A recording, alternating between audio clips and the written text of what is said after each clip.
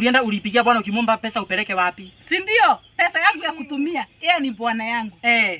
Nani alikwambia ni bwana yako? Si mimi ndio ulinipata hapa. Ana hiyo nimesema hiyo pesa uwezi ukatumia nikiwa ninaona. Nakwambia nitatumia niko na simu. Simu yangu sasa kwa simu yangu. Mimi nilimuomba 500,000 akakataa. Wewe ukamuomba 3,000 akakutumia. Hiyo ni nini? Ananikosea heshima mimi na bibi yake wa pili mwenye napenda. Hakuna shinda. Hiyo pesa hautatumiwa.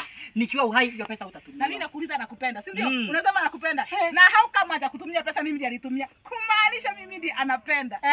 Anakupenda na alinioa nikiwa bibi wa pili. Lazima ikuwe kuna kitu unafanya. Hebu fikiria. Lazima ikuwe kuna mahali ulienda. Mimi nikaenda wapi? Ninakwambia huyu ni bwana yangu. Na nimemzalia mpaka mtoto.